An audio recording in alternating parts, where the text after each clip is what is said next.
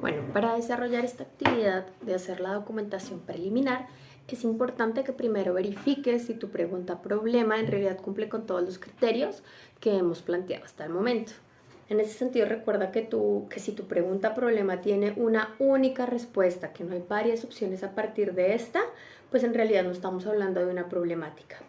Entonces, hacernos preguntas como ¿cuáles son los efectos del consumo de alcohol en personas menores de 15 años en México?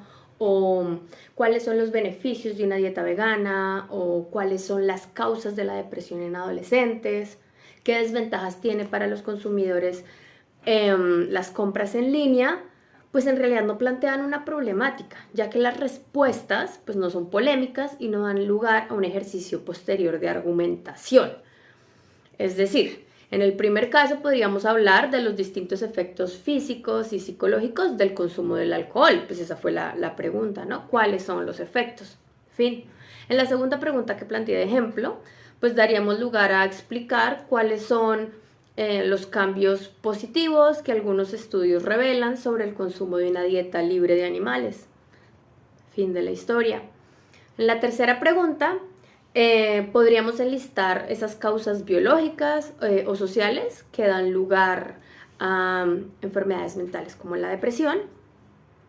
Y en el cuarto lugar, pues desde el punto de vista del marketing o de la economía, podríamos decir, mira, las desventajas que estos estudios revelan del consumo en línea son estas, estas y estas. Sin embargo, en ninguna de estas preguntas se da lugar al debate, como pudieron ver, sino la respuesta es una a partir de distintos enfoques, pero enfoques me refiero a o psicológico, o médico, económico, etcétera, pero en realidad no hay una polémica.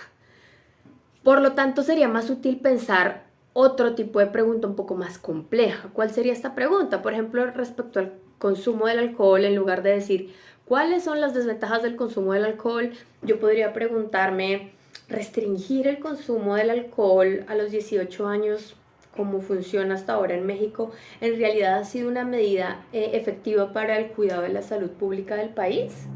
Ahí podría alguien decir, sí lo ha sido o no lo ha sido, o sí con ciertos matices, etc. Fíjense que no hay una sola respuesta.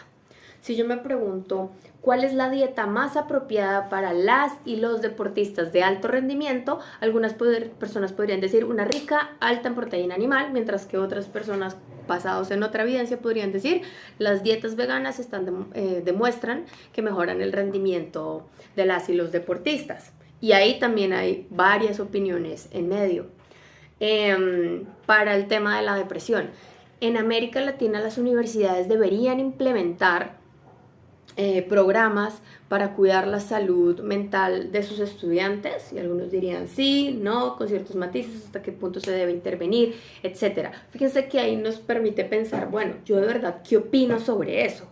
Cuando yo pregunto cuáles son las desventajas de comprar en línea, pues no me, en realidad pues son estas, ya a partir de eso yo podría formarme una opinión, pero no me está dando lugar a un debate. Y es importante que esa pregunta esté bien para el siguiente paso importante en este ejercicio, que es que ustedes puedan plantear su postura frente a esa problemática.